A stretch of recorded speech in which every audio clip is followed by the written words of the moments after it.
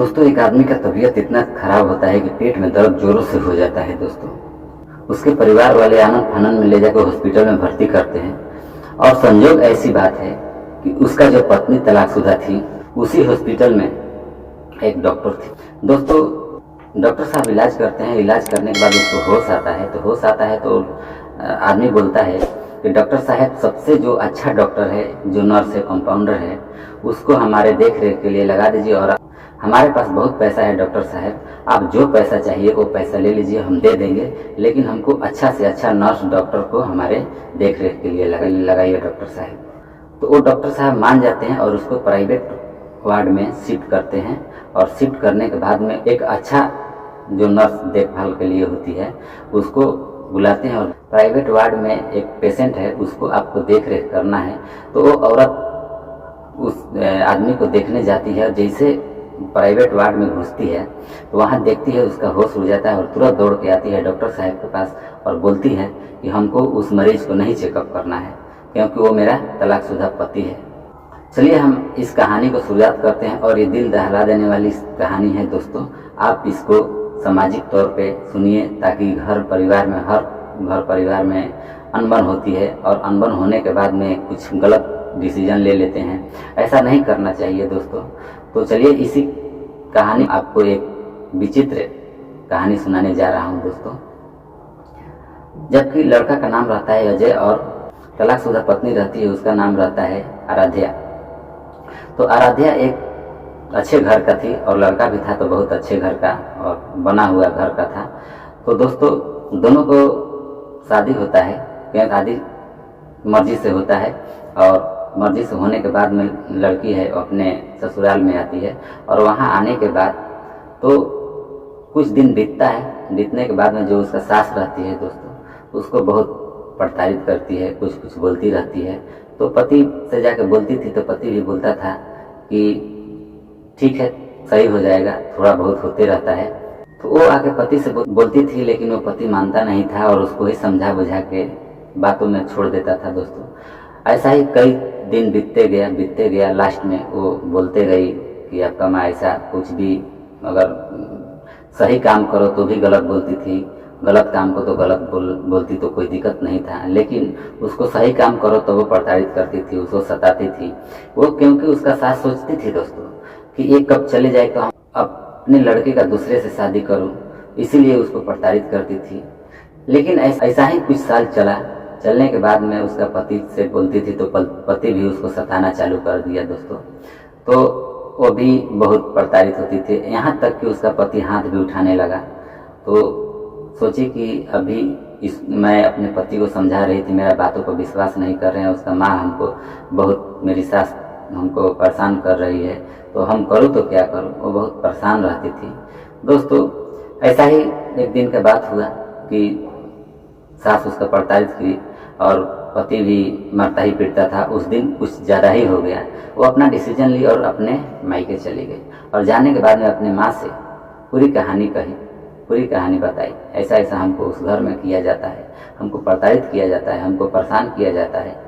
ये सब क्यों करती है? क्योंकि उसका सास जो थी वो चाहती थी कि हमारे बेटे को छोड़ के चले जाओ और मैं दूसरा बेटे का शादी करूं। जबकि पति था, आने के बाद में बहुत प्रेम करता था दोस्तों अपने पत्नी से, बहुत रिस्पेक्ट देता था और पत्नी भी सबको सम्मान करती थी। लेकिन उसको सास को एक खलती नहीं थी, क्योंकि पत्नी बोलती थी अच्छे से पति दो बात कर लेता था अपने पत्नी से, तो उसको माँ को यानी उसका सास को बहुत जलन हो जाती थी दोस्तों कि कैसे बोल दिया, कैसे दोनों आपस में रह गए, हमारे बेटे को भड़का देगी, हमारे बेटे को बिगाड़ देगी। अरे अगर इतना ही आप सोचती थी तो उसको शादी ही क्यों की थी? नहीं करना चाहिए था ना, ऐसा मन में नहीं सोचना चाहिए। घर इसी वजह से बिगड़ता है दोस्तों, क्योंकि कभी माँ अपने बेटी को घर नहीं बिगाड़ेगी, लेकिन लड़के का माँ घर बिगाड़ देगी। ये रियल कहानी है दोस्तों। तो दोस्तों, वहाँ से जाने के बाद में अपने मायके से अपने माता पिता को लेकर आई और वहाँ से तलाक ले ली और तलाक बहुत आसानी से साइन उन सब कर दिए दोस्तों और वहाँ से चले गए। क्यों? और तलाक होने के बाद में उसका सास यानी लड़के का माँ का दिल में तसल्ली मिल गया, हमारे लड़के को जिंदगी से निकल गई, चली गई, बहुत अच्छा की। दोस्तों, इस कहानी में वही लड़की ऐसा एक फरियाद बन के आती है उस लड़के के लिए, तो सबको ज्ञान खुलता है। इसी वीडियो के माध्यम से आपको बताएंगे कि क्या है। तो दोस्तों, उस लड़के का अचानक तबीयत खराब हो जाता है, पेट में दर्द होता है और हॉस्पिटल में भर्ती करते हैं। तो हॉस्पिटल में भर्ती करने के बाद जो डॉक्टर होता है उसको इलाज करता है। करने के बाद में उसका होश आ जाता है। होश आता है तो डॉक्टर से बोलता है कि डॉक्टर साहब, हमारे पास बहुत पैसा है, अच्छे से अच्छे इलाज कीजिए और प्राइवेट वार्ड में हमको शिफ्ट कर दीजिए। तो डॉक्टर साहब भी मान जाते हैं और उसको शिफ्ट कर देते हैं दोस्तों। और वहाँ जो सबसे अच्छी नर्स, कंपाउंडर बोलते हैं, कंपाउंडर रहती है, उसको डॉक्टर साहब बुलाते हैं और बोलते हैं प्राइवेट वार्ड में जो मरीजी है उसको आपको देख रेख करना है, उसका ट्रीटमेंट करना है। तो आराध्या थी, वो मान जाती है क्योंकि वो पढ़ने में बहुत तेज थी और डिग्री ली हुई थी, इसलिए नर्स का जॉब कर रही थी दोस्तों अच्छे हॉस्पिटल में। तो उसको नॉलेज भी ज़्यादा था, इसीलिए डॉक्टर साहब उसको चुने थे और उसके हवाले लगाए थे देख रेख के लिए। जैसे वो उस वार्ड में जाती है तो उसको देख के वापस भाग के आ जाती है डॉक्टर साहब के पास और बोलती है कि डॉक्टर साहब, हम उस मरीज को ट्रीटमेंट नहीं करेंगे। तो डॉक्टर साहब बोलते हैं क्यों?